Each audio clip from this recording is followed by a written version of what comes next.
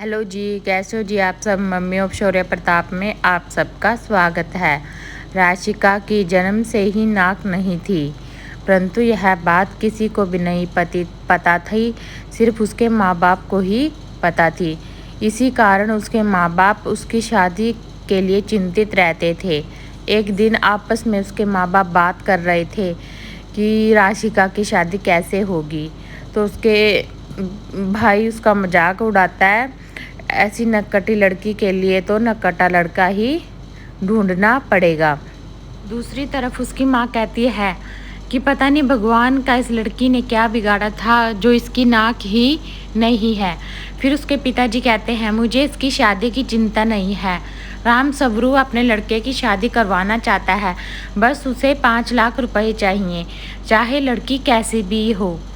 दूसरी तरफ फिर उसकी माँ कहती है कि अगर उसके बेटे ने कोई आनाकानी की तो राम स्वरूप कहता है देखो उसका बेटा उससे बहुत डरता है, वह अपने बेटे की शादी 5 लाख रुपए लेकर हमारी राशिका से करवा ही देगा।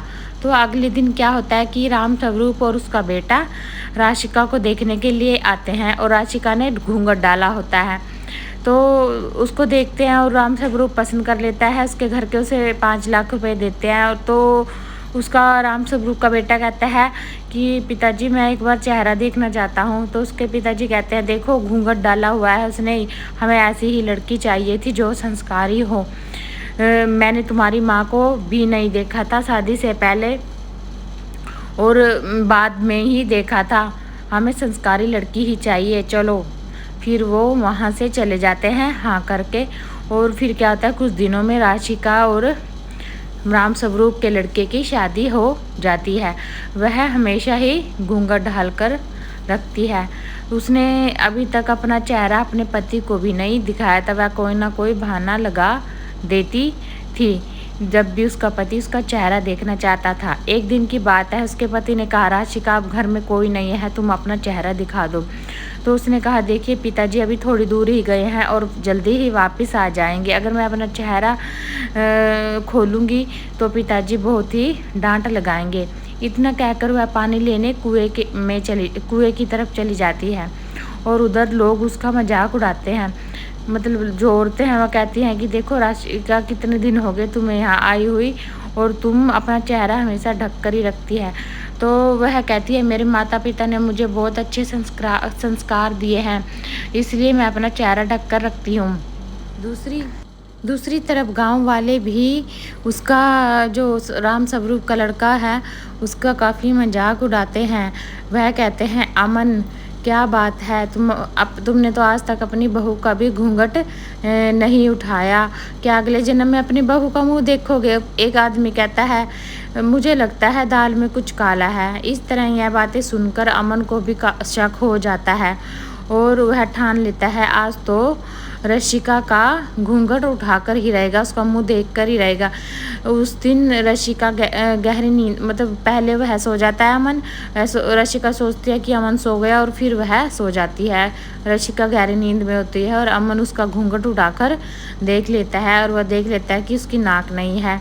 वह काफ़ी दुखी होता है और कहता है कि इसके घर वालों ने और इसे मुझे धोखा दिया है। और अगले दिन यह सारी बातें वह अपने पिताजी को बताता है। उसके पिताजी कहते हैं अब जैसी बहू है वैसी के साथ तुम्हें रहना पड़ेगा, मुझसे वह पैसे खर्च हो चुके हैं और तुम तो कुछ काम धंधा भी नहीं करते हो, तुम्हारी शादी होगी वही बहुत बड़ी बात है। और अमन अपने पिता की किसी भी बात का कोई विरोध नहीं कर पाता। और अगले दिन राशिका कहती है कि मैंने खाना लगा दिया है, खाना खा लो। तो अमन कहता है कि कूड़ेदान में जाकर फेंक दो। और धीरे धीरे यह बात सारे गांव में फैल गई और सब लोग उसका मजाक उड़ाने लगे। अमन का घर से बाहर निकलना ही दूभर हो गया क्योंकि लोग उसका हर पल मजाक उड़ाने लगे। वह काफ़ी दुखी हो गया और घर से बाहर निकलना उसने बंद कर दिया। फिर रात को रमन घर आता है और राशिका उससे माफ़ी मांगती है। वह कहती है मुझे अपने घर में नौकर की तरह रख लो, सिर्फ 2 वक्त का खाना दे देना, मैं तुम्हारी पूरी सेवा करूँगी।